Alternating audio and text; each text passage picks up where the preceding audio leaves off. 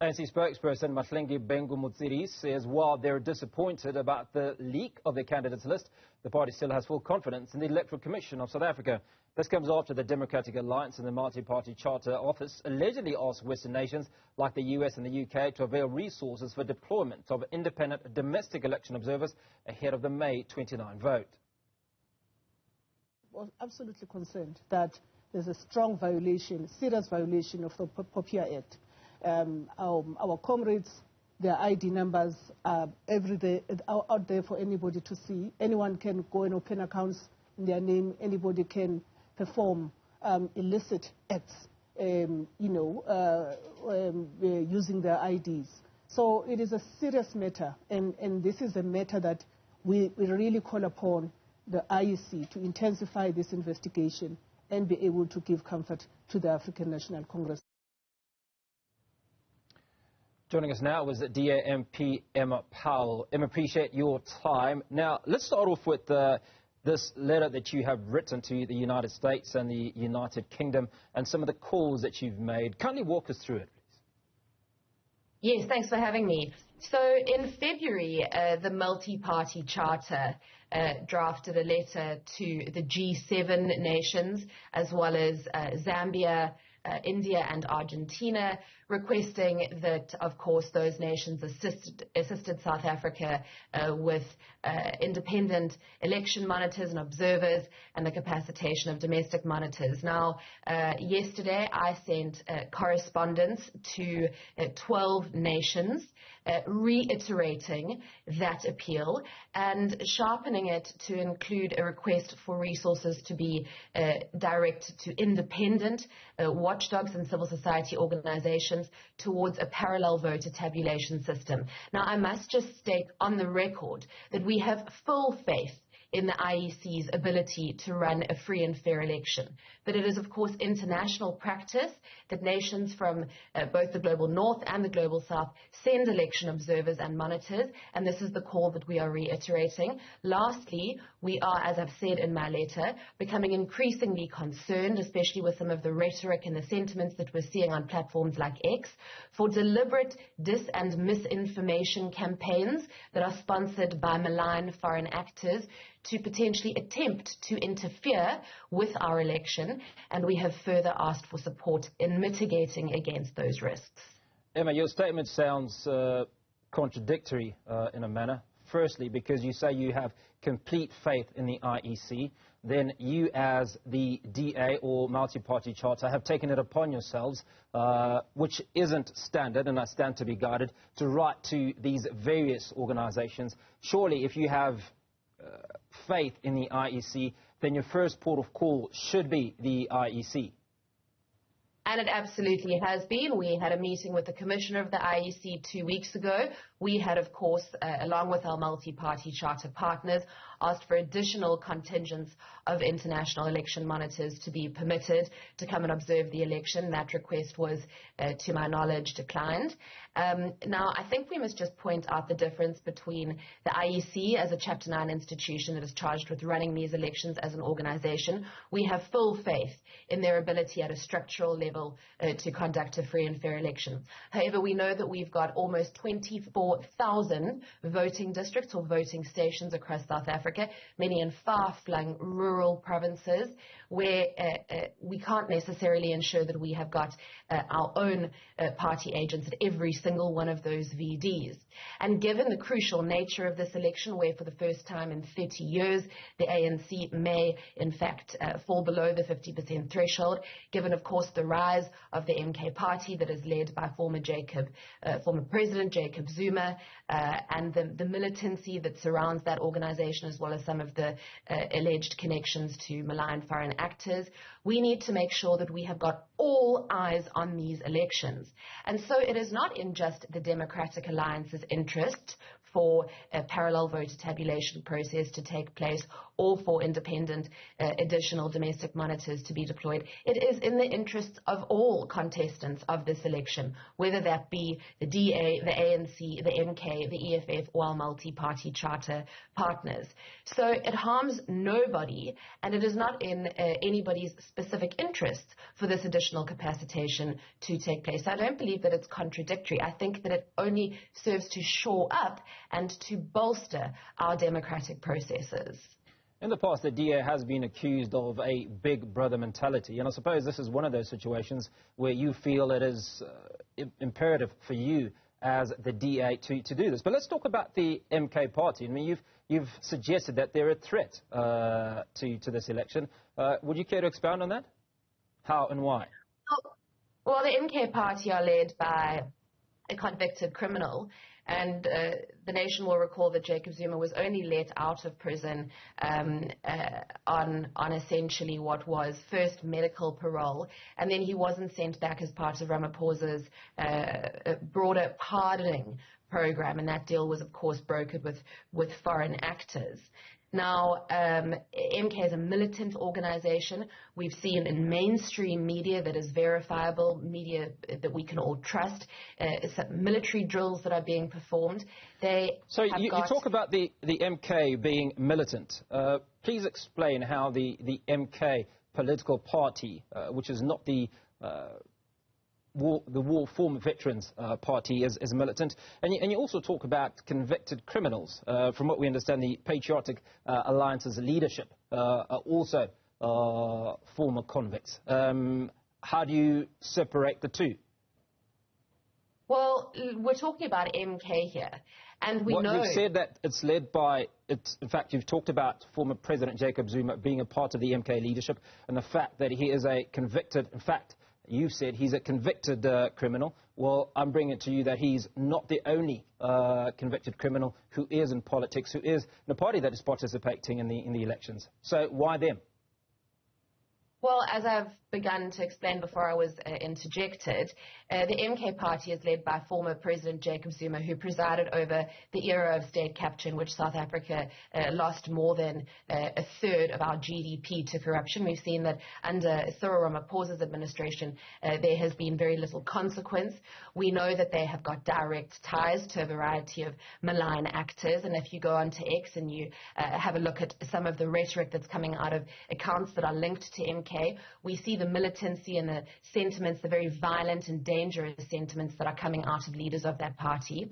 We also, I would point to the audience to a recent article that was published in the City Press that showed videos of MK leaders conducting drills with various guns and weaponry. We know that the sentiments that have been expressed, things like Jacob Zuma speaking about sending pregnant teenagers to an island. We've heard anti-LGBTQI rhetoric. We know the ties between Jacob Zuma, going back to his administration and the deals that were forged between, for example, Rosatom over the nuclear deal and various deals that were brokered with the Russian Kremlin. We know where the links are. We know where the funding is coming from. We know where the dangers are posed. And the objective here is to create destabilization across South Africa. And we are not going to allow that to happen. We are a democracy, and as the Democratic Alliance, we firmly rooted in the constitutional principles of freedom, fairness, tolerance, democracy. And those of us invested in the political values of freedom, of tolerance, of peace and democracy must now do everything in our power to stem the rising tides of populism, fanaticism, oppression and tyranny. And the stakes have not been higher since 1990. Well, Emma, if you are a democracy, then it does suggest that in a democratic society you would follow the correct channels of that democracy. But I'd like to throw to a clip from Teddy Tilane, the former chairperson of the IEC. Please take a listen.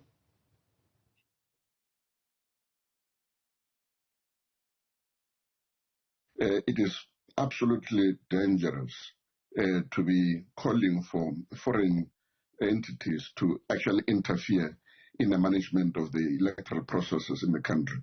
And that's why I said that I think the Commission has got to begin to be very firm and use the instruments that are there in law to begin to get the political parties that are violating the Constitution, as well as aspects of the provisions of the Electoral Act, to make sure that this does not continue. Because if it is left unattended to, then it means that the Commission will not have the capacity to implement the code of conduct when other political parties are also doing things that are either of the same or if the issues are different or at the same level as what is currently happening. So the commission has got to, if I was part of the commission, I would actually call the representatives of the DA, or I would urge the commission to call representatives of the DA to come and explain themselves, because the provisions are there in law, and they've got to stick to the provisions of the law as contained within the Electoral Act as well as within the Constitution. Emma, you've obviously listened to Terry Tilane and what he has to say, and much of what you're saying is based on social media and not actual fact. And there are laws that govern how issues such as these should be treated, and one of those is reporting the issues to the IEC. South Africa is a sovereign nation. What is your response to that, firstly, and how do you expect the foreign nations to react? So on your second question, we have engaged with the IEC at the offices. We have presented our concerns and our requests for additional contingents of international observers. But there are two things here. We can't conflate the questions that you've asked around MK in terms of what the DA's assumptions are, in terms of what that party represents, in terms of the future processes of democracy in South Africa, with our 4 requests to the international community. Now, it is common practice throughout the world for foreign nations throughout the world, the global north and the global south, to send independent election observers to monitor elections. This happens in all nations, or in all free nations across the world. So we haven't on any level transgressed any code of conduct or any of the stipulations of Is it the responsibility of the DA or political parties outside of the IEC or similar institutions within a nation to approach those countries? Has the IEC not already done that? It is absolutely our prerogative to approach anybody to request assistance with deploying additional independent election observers. Now, as I say, let me reiterate our 4 requests, which feed into our democratic processes and which benefit everybody, not just the DA. Firstly, we have asked for resources to be deployed to ensure the capacitation of additional domestic independent election observers. Then, of course, we have asked for resources to be deployed into the capacity building of those independent observers. Then we have asked for resources to work towards a parallel vote tabulation process. Now, this happens all over the world, where data from the respective VDs is fed into an independent monitoring system that can then be cross-referenced with the election results as they are announced. And then, of course, we have requested for technological resources to be provided to opposition parties and to independent watchdogs to guard against any sinister attempts to derail the electoral process or to propagate systemic dis- and misinformation campaigns on social media. Emma, this is not the first time that the DA is participating in an election of this magnitude. So why 2024? Well, because you and I both know what the stakes are for this nation. What are those stakes? Walk us through what the stakes are in 2024 that would suggest that there might be a form or some form of irregularity around this particular election. So we are not, and let me correct you there, we are absolutely not, and nowhere in our letter have we insinuated that at a structural level or in relation to the IEC that there will be irregularities that are designed to ensure that a certain party wins. We have stated on the record numerous times that we have utmost faith in the IEC. Well, you've said that there's stuff. Sorry, Emma, you've just said that we know what's at stake in the 2024 election. We need additional resources to bolster and to ensure that there is oversight, that anomalies at the granular level do not take place. Now, it does not harm you, it does not harm me, it does not harm the DA, the ANC, the EFF, MK, or any of the other parties for there to be additional independent observers. So That is the point. What work have you done to confirm that the IEC does not have capacity to ensure that this election will be monitored to the degree that is required? So we had requested that permission be granted, and this permission doesn't lie with the IEC, it lies with DIRCO, the Department of International Relations and Cooperation. We had written to the IEC a number of months ago, when I say we, both the DA and the multi-party charter and a number of independent political parties within that formation, we had written to request that because of the stakes of this election being what they are, that additional independent international election observers be permitted. And the feedback that we have received from the IEC is that no additional contingents will be permitted. And because of the fluid nature of our current political landscape, as well as, of course, the significant risks that some of the new entrants onto the political scene pose, as well as this realignment, this very overt realignment of the ANC into what we have called the axis of malign actors, we are concerned that the stakes may indeed be higher. And if you're going to push me on providing examples, let me just provide an example about when we talk about potentials for irregularities to occur at the granular level.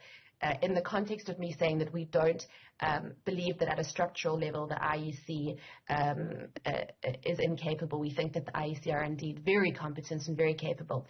But in the last election in 2021, I had a VD in my constituency in the Western Cape, where when the results slip came through from the party agent at my station, I saw that there were over 1,000 votes on the results slip that had been attributed to a party that was called the DI. I don't even know who this party are. I knew that they hadn't campaigned in my area, and yet they had received over 1,000 votes.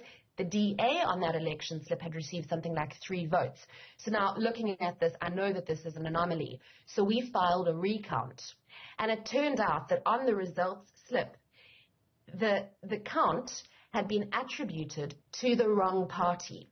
It had been, all of our votes had been attributed to the DI instead of them being attributed to the DA. Now, this may have been an error.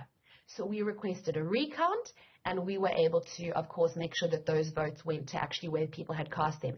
It's this level of granularity in these VDs, specifically in very rural provinces, where parties do not have the capacity to deploy party agents to every single one of these stations, that we require additional independent, so not aligned to any particular party, domestic monitors. Emma, if you'll allow me to ask my very last question, because you're running short of time. Now, your letter mentions the potential for technological resources to mitigate against foreign interference. Could you elaborate on what specific technological resources are being considered and how they'll be implemented to safeguard against manipulation of election outcomes?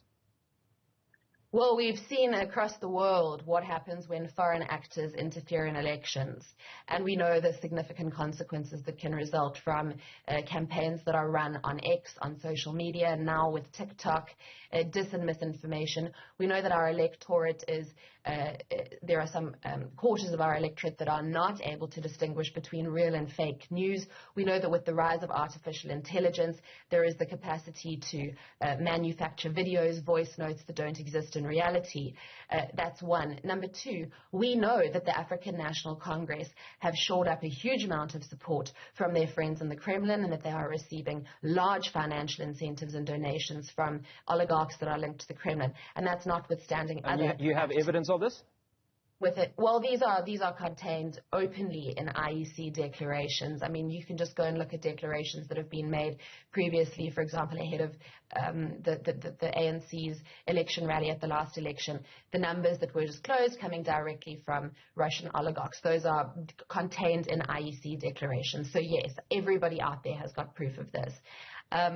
And so when we say that we would like assistance with technological resources to guard against cyber interference, mis and disinformation campaigns, we are not going to be instructive in terms of saying direct your resources here or direct your resources there. What we're doing is we're putting onto the international agenda and deliberately issue driving this as a risk. We saw with the 2021 July riots in KZN, the mass destabilization that can be manufactured and propagated on social media. If we look at the string of 8 coups d'etats that have happened in West Africa and in the Sahel region, we know that by and large that political violence and the riots are again manufactured and propagated first on social media, and it then trickles down to the grassroots level. I'm afraid we've run short of time, but appreciate you spending time with us this afternoon on News for You, the PM edition. Emma Powell, DA Shadow Minister for International Relations and Cooperation.